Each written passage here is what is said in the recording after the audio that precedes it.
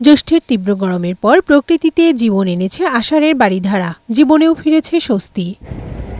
উপকূলীয় জেলা খুলনায় সোমবার বিকেল থেকে গুড়ি গুড়ি বৃষ্টি শুরু হলেও মধ্যরাত থেকে বেড়েছে। খুলনা আবহাওয়া অধিদপ্তরের তথ্য অনুযায়ী মঙ্গলবার দুপুর পর্যন্ত আগের ২৪ ঘন্টায় ৩৬ মিলিমিটার বৃষ্টিপাত রেকর্ড করা হয়েছে। বরিশালের আকাশ মেঘাচ্ছন্ন রয়েছে, পাশাপাশি থেমে থেমে বৃষ্টি হচ্ছে, সেই সাথে কমেছে তাপমাত্রাও। বরিশাল আবহাওয়া অফিসের তথ্য অনুযায়ী বিভাগের ৬ জেলায় হালকা বৃষ্টিপাত হচ্ছে, যা আরও ২-১ দিন অব্যাহত থাকবে। এদিকে আবহাওয়া অধিদপ্তর জানিয়েছে, মৌসুমী বায়ুর প্রভাবে উত্তর বঙ্গোপসাগর, বাংলাদেশের উপকূলীয় এলাকা এবং সমুদ্রবন্দরসমূহের উপর দিয়ে ভারী থেকে অতি ভারী বৃষ্টিসহ ঝোড়ো হাওয়া বয়ে যেতে পারে। চট্টগ্রাম, কক্সবাজার, মোংলা ও পায়রা সমুদ্রবন্দরসমূহকে ৩ নম্বর স্থানীয় সতর্ক সংকেত দেখাতে বলা হয়েছে।